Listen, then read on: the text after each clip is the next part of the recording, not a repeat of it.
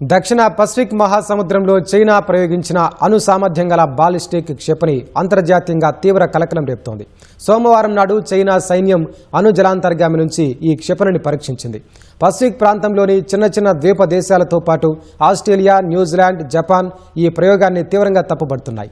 అయితే చైనా ఈ క్షిపణి పరీక్ష ద్వారా ప్రధానంగా అమెరికాకే ఒక బలమైన సందేశాన్ని పంపిందని అంతర్జాతీయ రక్షణ రంగ నిపుణులు విశ్లేషిస్తున్నారు.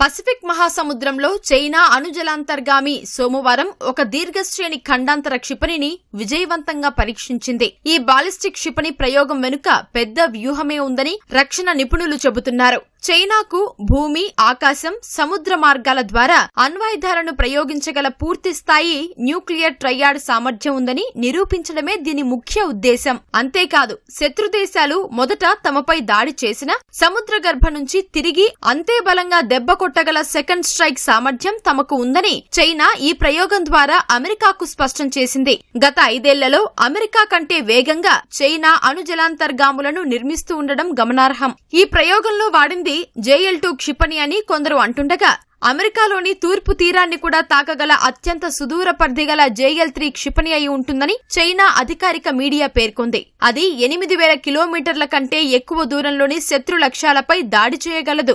ఈ క్షిపణి చైనా తీరాల నుంచి బయలుదేరి అమెరికా భూభాగాన్ని కూడా తాకగలదని హాంకాంగ్ పత్రిక సౌత్ చైనా మార్నింగ్ పోస్ట్ వివరించింది. చైనా క్షిపణి ప్రయోగంపై పసిఫిక్ ప్రాంత దేశాల నుంచి తీవ్ర నిరసన వ్యక్తమవుతోంది. అణ్వాయుధ రహిత ప్రాంతంగా ప్రకటించిన రారోటోంగా ఒప్పంద పరిధిలోకి వచ్చే సముద్ర భాగంలో ఈ క్షిపణి వచ్చి పడటమే దీనికి కారణం. గతంలో అమెరికా, బ్రిటన్, ఫ్రాన్స్ పసిఫిక్ ప్రాంతంలో జరిపిన అణు పరీక్షల వల్ల ఇప్పటికీ అక్కడి ప్రజలు క్యాన్సర్లు, ఇతర ఆరోగ్య సమస్యలతో బాధపడుతున్నారు. చైనా చర్యను ఆస్ట్రేలియా ప్రధాని ఆంథోనీ ఆల్బనీస్ తీవ్రంగా ఖండించారు.